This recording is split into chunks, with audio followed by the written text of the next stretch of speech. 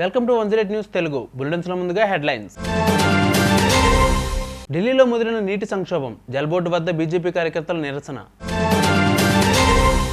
Phone tapping case దర్యాప్తు వేగవంతం, technical ఆధారాలను సేకరించిన దర్యాప్తు బృందం. డీఎస్పీ అభ్యర్థులకు గుడ్ న్యూస్, ఉచితంగా దరఖాస్తు చేసుకునే వెసులుబాటు. గర్భవతికి ప్రసవం చేసిన ఆర్టీసీ మహిళా సిబ్బంది, తల్లి బిడ్డ ప్రాణాలను కాపాడిన సిబ్బందిపై సజ్జనార్ ప్రశంసలు.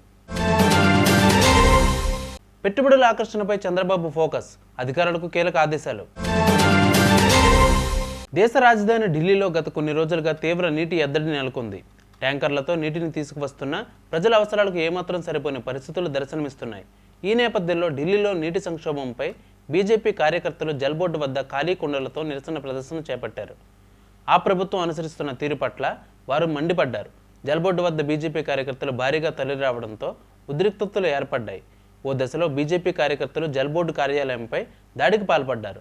కుండలు విరచడంతో కార్యాలయంలోని కంప్యూటర్లు, ఫర్నిచర్ ధ్వంసం అయ్యాయి.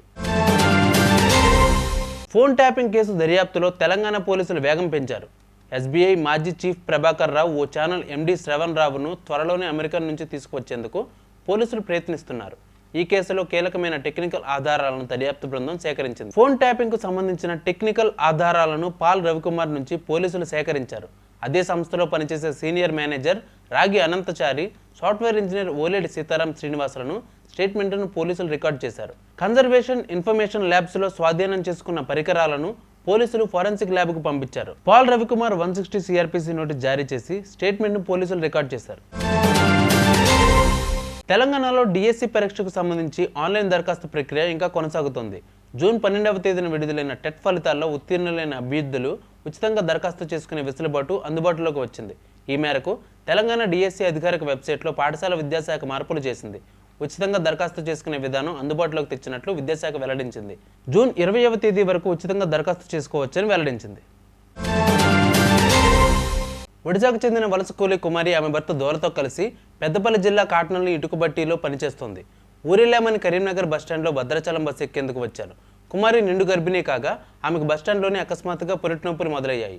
వెంటనే ఆర్టీసీ మహిళా సిబ్బంది చీరలు అడ్డుపెట్టి డెలివరీ చేశారు. 108 వచ్చేలోపు సాధారణ ప్రసవం చేసి తల్లిని బిడ్డను ఆసుపత్రికి తరలించారు. కాన్పు చేసిన ఆర్టీసీ మహిళా స్వీపర్లు, సూపర్వైజర్లపై టీజీఆర్టీసీ ఎండీ వీసీ సజ్జనార్ ప్రశంసలు కురిపించారు. మానవత్వం పరిమళించిందంటూ అభినందనలు తెలియజేశారు. సిబ్బంది సకాలంలో స్పందించడంతో తల్లి బిడ్డ ప్రాణాలు నిలిచాయన్నారు. దేశంలో పెట్టుబడుల ఆకర్షణపై ఏపీ సీఎం చంద్రబాబు ఫోకస్ పెట్టారు. రాష్ట్రంలోకి పెట్టుబడుల అవకాశాలను అందిపుంచుకోవాలని యోచిస్తున్న చంద్రబాబు అధికారులకు కీలక ఆదేశాలు ఇచ్చారు. వ్యాపార, పారిశ్రామిక రంగాల్లో చోటు చేసుకుంటున్న పరిణామాలను ఎప్పటికప్పుడు తెలుసుకోవాలని సూచించారు. చాకచక్యంగా వ్యవహరించి దేశంలో పెట్టుబడులతో ముడిపడిన సమగ్ర పరిణామాలు, వేల కోట్ల రూపాయల టర్నోవర్ ఉన్న కంపెనీల విస్తరణ సమాచారాన్ని ఎప్పటికప్పుడు తనకు చేరవేయాలని అధికారులకు ఆయన పేర్కొన్నారు. ముంబై, ఢిల్లీ కేంద్రంగా వెలువడే ఆర్థిక, వ్యాపార, పెట్టుబడుల వ్యవహారాలకు సంబంధించిన జాతీయ స్థాయి వార్తాపత్రికలను ప్రతిరోజు ఉదయం తన డాష్ బోర్డులో పెట్టాలని ఆయన కోరారు.